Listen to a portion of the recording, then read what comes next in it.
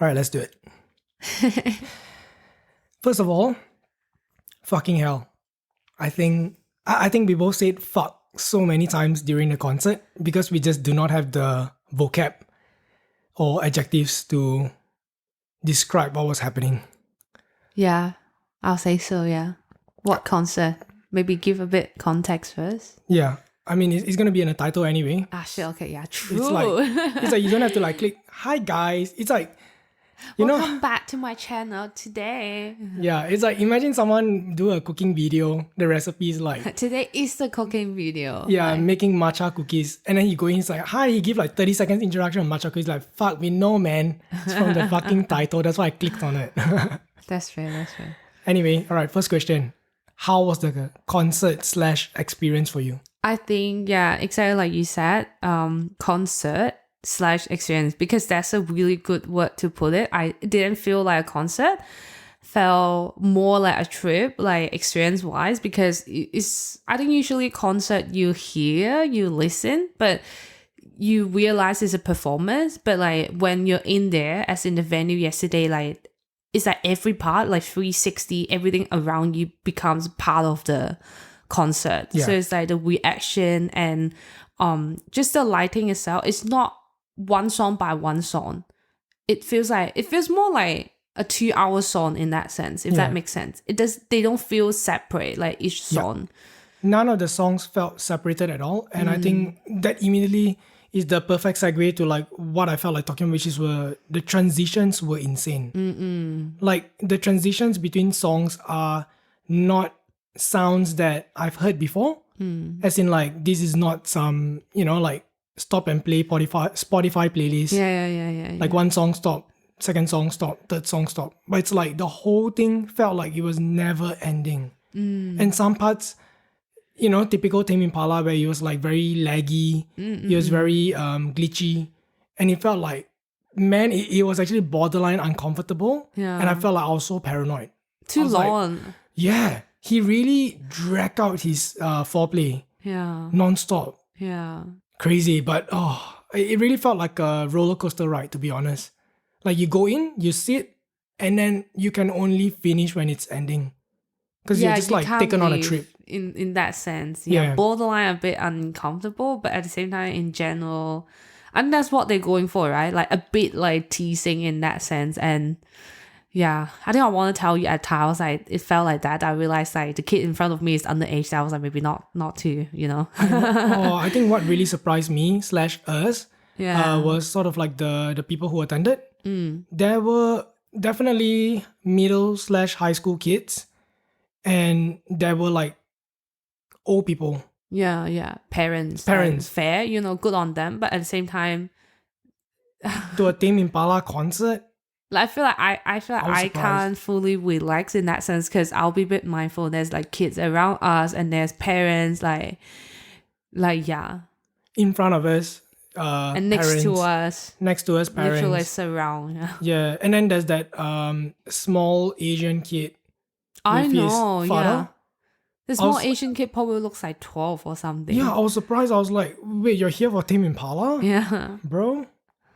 I mean, fair. You rather the parents to be there than them just coming here by themselves, right? You can obviously see some kids, especially like high school girl, that they look just like kids and they really try to dress up like adult, which made me a bit uncomfortable because the dressing is very obviously revealing. And obviously I feel like one good thing about Impala, the audience very nice and Very wholesome, I think, in wholesome general. in general. But I think if it's at other venue, I'll be a bit worried, like, like their way home, walking past the city, underage 16, like the outfit, I was a bit, they're more, they don't look comfortable, basically. I wouldn't wear them to a concert. Looks too tight and too much skin in that sense. Very clubbing friendly, right? Yeah, I like you saw that as well. Like I was surprised. It's more like it's actually a concert. It's not clubbing. So and it's not a music festival, Coachella or something. Yeah, so it's just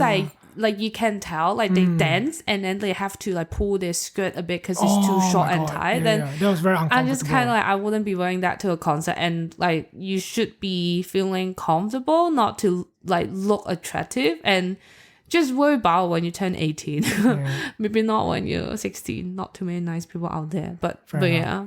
Good that some parents. Yeah, good that some parents are there. Yeah, I think that's a very good call. Yeah. I like how we just rock up in like the most comfortable dressing that we could find. Yeah. Comfortable / presentable. Yeah. The most borderline presentable one. But I'm honestly lost for words, when it comes to describing the concert or the experience. First of all, I would say like it didn't feel like a concert. Yeah. It didn't feel like I was there to watch Kevin Parker and his mates performing. Yeah. It didn't feel like, oh, I'm waiting for him to perform at all. It was like, wow, when the introduction started, with the whole, oh, welcome to the Slow Rush tour, Rushium, blah, blah, blah, time therapy experience or whatever it is, right?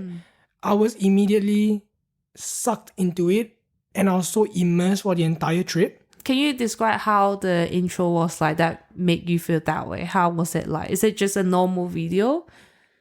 I would say the introduction is sort of like it really felt like you woke up out of nowhere and you have no idea where you are. And this is the first video that you see where someone's like explaining to you. It's like flight attendant. Yes. It's like a flight attendant, but it's like in space, that sort of like vibe. But it also felt very, to me, it felt like the society has already gone. It's like too late for society already, that kind of vibe. But it was very medical. The whole, I don't know what you call it, the medical suit that they wear, costume. Yeah, the doctor, like the white coat. Yeah, and then they were just like explaining like, oh, welcome to the Slow Rush tour and blah, blah, blah. And then obviously we popped Rushium right before, which was, I'm not too sure, I think it's a supplement. And it felt so immersive and it started glitching. Like, and it's a very systematic glitching. Yeah. It didn't feel like it was completely out of place because they initially started off very like subtle. Yeah. And I thought it was me. Yeah, me too. Yeah. I was like, oh no, am I not so sober to the point where I'm seeing things? And then all of a sudden, the visual just completely changed to, very, what's the word for it? It's a lot of like... It's like distorted in that sense. Yeah. It's very distorted. It really felt like you are just falling into this pit of nothingness. Never-endingness. And, my God, I have to bring up the UFO thingy. That was insane. As in, I like the introduction of the UFO thingy, which was the second part of posthumous forgiveness. And I like how he symbolized it because the UFO clearly came down as a halo. I think as a tribute to his father as well. At first, RIP to Kevin's dad. And yeah, I really like the introduction. I like how he symbolized it instead of just like, oh, we're going to randomly bring it down here in this song. Yeah, it felt very planned. Yeah. I think from start to finish.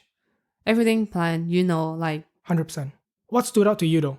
As in, out of all the songs, right? I remember we were talking about how when Elephant was being played, we thought that there was probably like the first few songs that we listened to. And then we checked the set list after the night and we realized that was probably like almost like 40% true. That was crazy to me.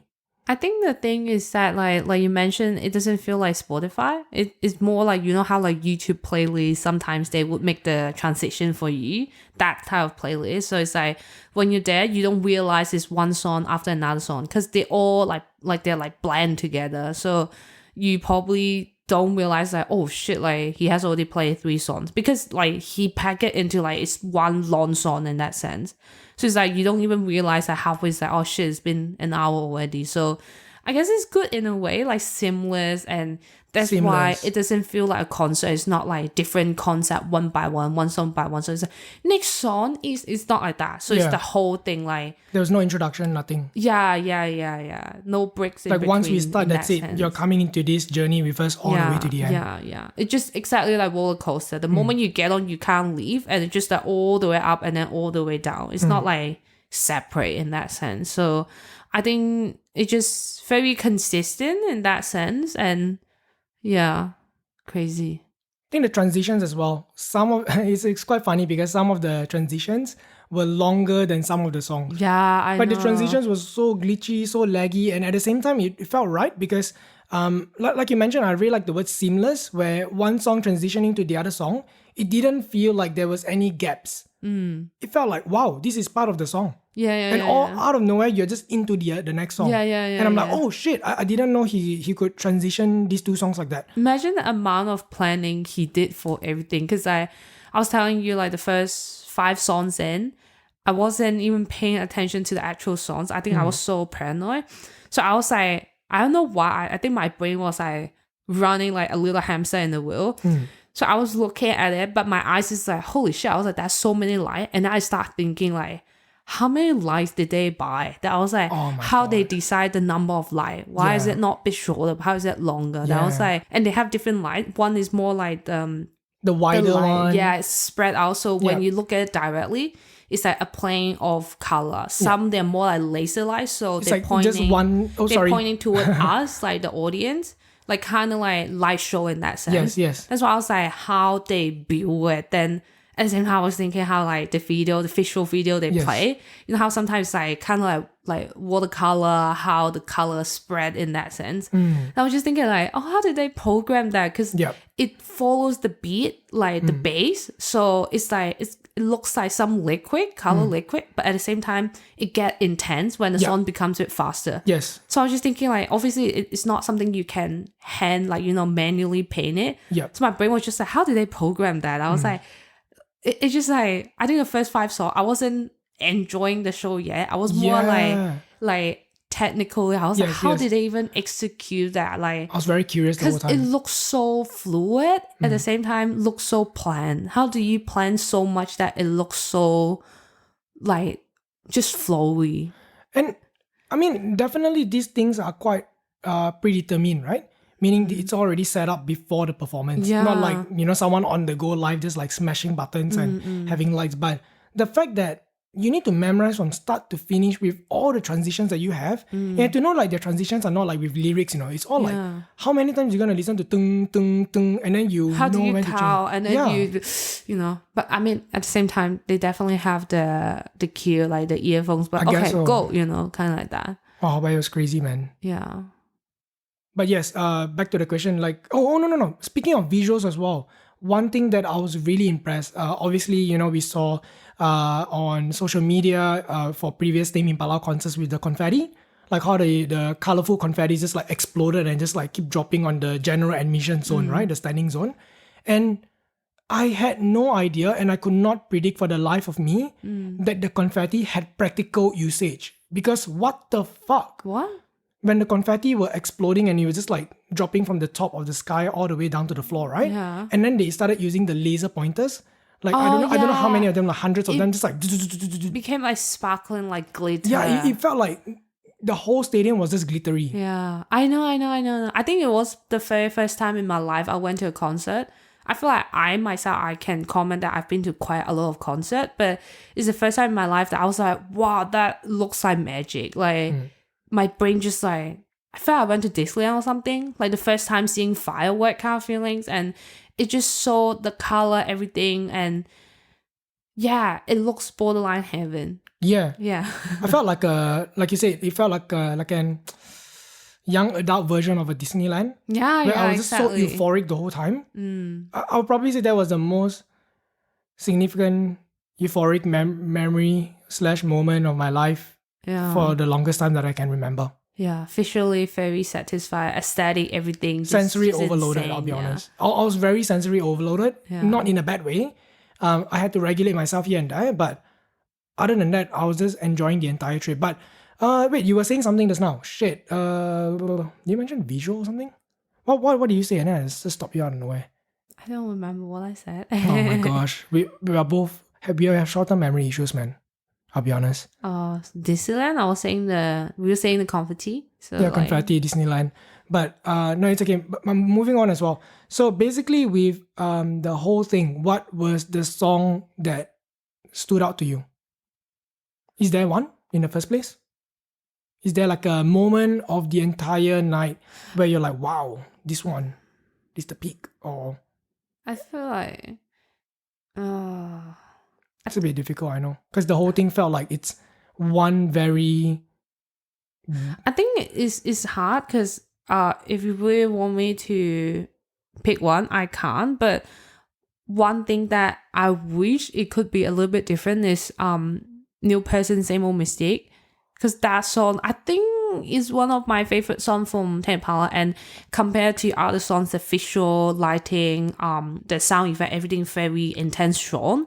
I thought this song, because I feel like this song is so existential. So I thought they would put a bit special work in it. But I'm not saying it's not good. It's still very good. But I think it's just like they put the effort extra much into other songs, so that's why I expected, like Let It Happen. Yeah, like I expected this song. So but turns out it was relatively mild. So yeah, but I think it's just because it's my favorite song, so I'm a bit biased. I wish they put a bit more stuff in there. Yeah, because it means the most to you. Yeah, and other than that, it's a bit hard for me to pick one song because I feel like they're all blending together. Right? It's like one full, 2 hour song. Yeah, I can't pick just one song. It has to be like two songs together. Because like you say, there's no like stop, go, stop, go, stop, go. It's really just like from the start, it's like a sound, like a playlist. Yeah, exactly. Yeah, this playlist is it smacks. Yeah. What a banger.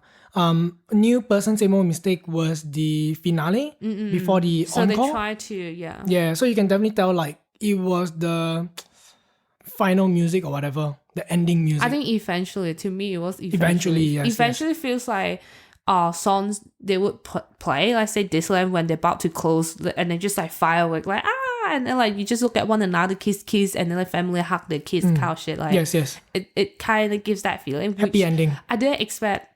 I think eventually when I listened to it back then at home, like without all the obviously the music system, sound system, everything, it feels nice, but I didn't expect it to be so wholesome. I think in person, they somehow make the song so wholesome. It sounds like season finale. Yeah. I think that's why I was like, okay, maybe if I do get married, then it can be added into like the season finale kind of song, like the close of season. It felt like a closure song. Yeah, when like I said, wholesome, like, good imagine ending. like the wedding party, everyone's leaving. Then it's like, okay, this is the chapter of my life. I'm gonna just leave it like that. Yeah. It was beautiful. I think the whole experience was just, I think quite literally life-changing for me. I had a lot of epiphanies throughout the entire night. It was crazy. Like that 2 hours did not feel like 2 hours at all. In fact, I remember like we were a bit confused because after New Person, obviously he left the stage before the teaser, encore, and then he came back and played 2 songs, which is The Less I Know The Better and One More Hour. I think at that point we thought probably only it was halfway through, right? We thought it was probably like I 1 thought hour. halfway. Turns out it was actually the last 2 Yeah, songs. because you were asking me like, wait, how many more songs we have? I'm like, oh, he's done. He's just waiting for the encore and then he'll come back. And you're like, what? So short? And I was telling you the time, it was 10:30. Yeah. And you're like, 10:30? Crazy. Like more than 1.5 hours already. Actually, Insane. yeah. Crazy, yeah. I think for me, I would like to go again. Like, I feel like I don't mind. You kind of know me. I have a trait of going to the same concert again and again. I personally don't mind that because I feel like every time it feels different. And maybe next time when he's back in Australia or Melbourne, I know for sure I'm going to go for standing. Because I was so jealous when like the whole like the rainbow thing and there's like the lighting, everything there. I was just like, oh, I wish I'm like standing there as well. It must feel so good. It's like you straight up look into heaven or some shit. When you look up, the confetti is dropping on you and then you see all the glitter. Oh my god, the UFO thingy. Yeah, and they got smoke, everything. Like I just feel like it would feel so different if you're down there. It's like oh, I'm the chosen one. Like Jesus calling me to heaven or shit. Because you were saying, I think the first third or the first quarter of the standing zone, you were saying that they were sort of like, they got baptized by Tame Impala. Yeah, in that sense. Yeah. I really feel like that. And it's like, I was saying how like they're like babies. We're the parents, like not parents, like we're just some random guests or like audience looking at them while they're getting, as in Tame Impala is a Jesus there. Yeah. I mean, not Jesus, but I mean, Jesus doesn't He's the do Australian that himself. Jesus. Yeah. Like Jesus doesn't do it himself. It's like special occasion. Jesus doing it by himself. Yeah. You were saying something about heaven as well? Yeah, I was saying how it just like when I was watching the show, I think for a second I pulled myself out. Then I wasn't looking at the show. I was looking at the audience. I forgot what was it? I think Borderline. Was it Borderline or Elephant? because I know it's like a big hit. So I know the moment the song came out, people gonna lose their shit. So I stopped. Then I just moved my head. Then I was like, I started looking at the audience, and you can see everyone the moment like the song kicks in, everyone just like so hyped. They start like jumping and look so happy. As like, to me, it's so weird seeing so many people happy. And like, it just like, it hits me. It's like, wow, like, you know, like I would promote myself like this if like I say, if I'm like a PR or like, is that PR? No, HR? No, marketing team. Yeah. If I'm a market, sorry. Permanent resident. Sorry, it's my brain now. It's in been heaven. a while. Can't blame me. So it's kind of like, imagine if I'm the marketing team of heaven, then I'll probably promote myself as, I'll promote heaven as like the concert. I'm gonna force advertisement, you know, like trick everyone, be like, oh, if you come to heaven, the moment you open the gate, you see Jesus. This is what you see. And this is the UFO, like you get Australian looking Jesus standing there, and then all the like just the like blum blum blum like that. Yeah. This is how I would promote myself if I'm the marketing team of heaven. Okay. This is how I'll trick people into getting to heaven. Yeah. I'm not gonna do that shit. I'm not gonna. That's the only way to get me to be a Christian, but I'll do it. If someone comes to be like, oh, think about it, like if you become Christian, then you go to heaven. Heaven looks like that. I was like, cool, I'll do it. Very apt, because we do worship Tame Impala songs.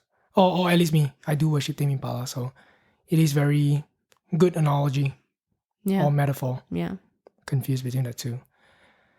I don't know. I feel like I'm still soaking in everything that happened last night. I'll be honest with you, I don't think I have properly marinated or processed everything that happened. In fact, this is like our debriefing session as well. But probably we're going to debrief more after this. Oh, yeah. I love how you have a debrief everything. Yeah. It's like I have to process it externally. I feel like I already process it internally, but somehow I need to like process it externally to like properly close it. You know what I mean? To like officially wrap it up. Closure. Yeah. Tame Impala gave me closure for myself. It's your middle name, Closure. Oh yeah. Oh, also, I remember there were like 3 kids or something behind us. I won't say they're kids, they're older than us. Are you serious? Okay, I'll be honest, I didn't have a look behind. Yeah. But from their voice, it was fucking whiny and high pitched and they were like fucking loud the entire time. They're drunk. They were drunk. Yeah. And they were like... They were already drunk and they walk in holding more drinks. And they're so clumsy the way they sit there, just like struggling. And they talk so loud. Yeah. And the thing is that it's fucking lame whatever they were talking about. And even the whole... Like whenever Kevin would say something and then they're just like, nice. Like, fuck, man. And the whole, and they were like, oh, slay. Oh my God, that's so lame. Just shut the fuck up. It's not funny. It's funny on text, but in real life, you're a fucking loser. Just like, shut you the know fuck how up. like some people like they type like that online on TikTok and they thought people actually talk like that and were like, no. Or people who say lol in real life, go fuck yourself. That's so embarrassing. Like lol, man, so your mother didn't give you love, is it? Oh my God, so or your parents didn't give you enough attention that you have to come to Tame Impala concert and just like, do actually, your best to get attention. True though. I think even no wonder they didn't come to their parents. The parents don't care. Oh, actually, that yeah. I mean, the kids in front of us, she came with her parents, but she still very, want that attention and stuff. Oh yeah. Can you describe the kid a bit? Because I feel like it would be inappropriate for me to describe someone who could potentially be underage and a female. Yeah, I think I guess it's good in a way the kid happened to be standing in front of me, not you, because it would be so awkward for you. I was like, please don't block my view. The kid is underage, like very objectively underage, you can just tell, and her outfit was very tight fitting, and so I think it would be awkward. You don't know where to stare, like you don't know where to look. If you look straight, it's gonna be her. I know, and the worst part is that we were sitting, standing, and she was standing the whole time. Yeah. So my eye level would be and the skirt is very short, so she doesn't look too comfortable. She has to adjust her dress here and there. And at the same time, like how I describe is like I felt so bad, but I laughed at her quite a few times because like there's some move like you just know it's not even according to the beat or the bass of the songs. It just to dance to look hot in that sense. Like she danced like how girls dance in Euphoria or shit. Yeah. And like very sober-ish in that sense. So it's kind of like to me, it's the combination. She's sober. Yeah, she had probably one beer or one canned soft drink, whatever. Yeah. She was with her parents and relatives for and context. uncle. Yeah. And then and she wasn't dancing to the beat, or who knows, maybe she's just not too advanced to music in that sense. But like, I feel like she's dancing exactly how she imagined hot girls would be dancing in a club, and she danced like how people dance in a club. I feel like if you're old enough, you've been to a club and a concert, you would understand that's a bit different.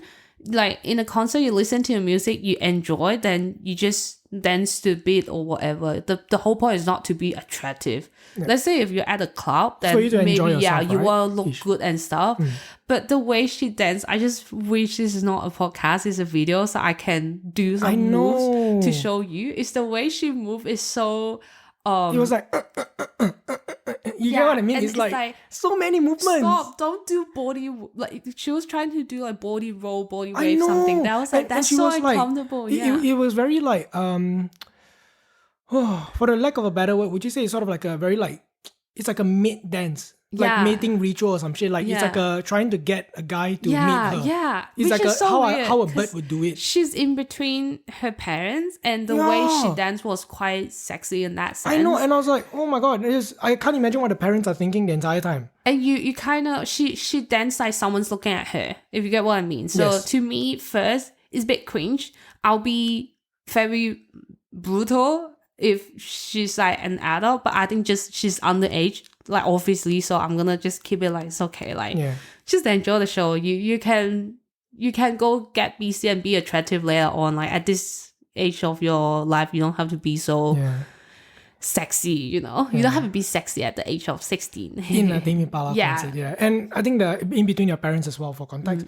I think the funniest thing was Tame Impala was obviously Posthumous Forgiveness was playing, which is grieving about his father. And everyone was like emotional and shit, like a bit emotional, I guess, sort of like you know, you're processing the grief. It's like I'm an empath, I'm feeling the whole thing. I felt it though. I genuinely thought I was gonna cry. I was expecting myself to cry, but I did not cry. Because it's toxic masculinity that stopped me from crying at a concert. Anyway, so everyone was feeling sort of like a bit, you know, emotional, and you can feel the dung, dung, dung. And she was there just like dancing super sexy. I'm like, bro, someone's singing about the death of his father, and she's like, oh yeah. I just wish so out of place. I just wish I can show here like how she danced. You know, it was like the meme that we saw. It's like Kevin Parker's crying about his dad, and people just dancing like and to look attractive, but I think very interesting. Just the audience, how everyone dressed differently, and just the demographic, everything. And you see people could barely stand. Like I found it quite funny. It's really funny. And the whole venue like smells nice. Yeah, the whole venue smells like a private garden. Yeah. Some random Australian suburb backyard. Yeah. It's a very distinct smell. But I wanted to pick like a favorite moment or a song that really stood out to me, but you know, honestly, I completely agree with you. I think the entire thing was just like a 2-hour track. It really felt like that. And yeah, to me, I would say that clearly my favorite album of all time is Currents. But after the concert, I'm definitely becoming more open to liking the other albums. I do like the other albums, just that Currents is my favorite. But wow, after the concert, right, I felt like, fuck, like every song, even songs from the other albums that I don't listen to as much, you know, Inner Speaker, Lonerism, The Slow Rush, I liked everything. It was insane. There wasn't a section of the entire experience of the entire night that I felt like was out of place. I think from start to finish, you know, I think we talked about it as well. I'm really glad with the whole planning, like us planning how we go to the concert, how we go back as well. We really overthought, We overthought, we overplanned, but we over-executed, which was perfect. Yeah, true in that sense, yeah. So it's sort of like, you know, quite efficient as well that we overthink, overplan, but we executed anything every way. So it was worth it. It It would be nice if on the way home I can get chicken chop or something. Too sad I'm in Australia. Yeah, we had to get Macca's. So sad. What would you have eaten on the way back home? Ideally, I want something like stir-fry noodles or something. Okay, let's just say not in the context of Australia. Let's say you can get anything, any food in the world. Savory hot stir-fry food. Noodles, Yeah. char kway teow, Maggi goreng. Maggi goreng. Yeah. From a mama stall. Yeah. Deep fried chicken. Ah! Yeah, that'd be sick. For next trip, man. For next trip. So sad. But anyway, yeah, I guess before wrapping this up, I just want to say that there is no one else in the world that I would like to go to a Tame Impala concert with, or experience with, other than you. So thank you for coming along on this ride and journeying life with me. No worries, bro. Why you got fucking toxic masculinity, toxic femininity? But yeah, I appreciate your presence and your attendance. Oh my god, I'm so uncomfortable with compliments. Greatly appreciated. Shoot you an email later. Warm regards. Kind regards, Aaron. Anyway, I guess yeah, this is the impromptu thing. I might just release it quite soon as well. Fuck it. Too lazy to edit. Plus, candid. Anyway, thank you for listening to Low High Trip. This is Aaron. And Kasey. Welcome back, Kasey. And yeah, that was the Tame Impala concert review. Stay tuned for the next episode. Thank you for listening. Stay safe, stay high, stay low, stay hydrated. Bye. Bye. Yeah.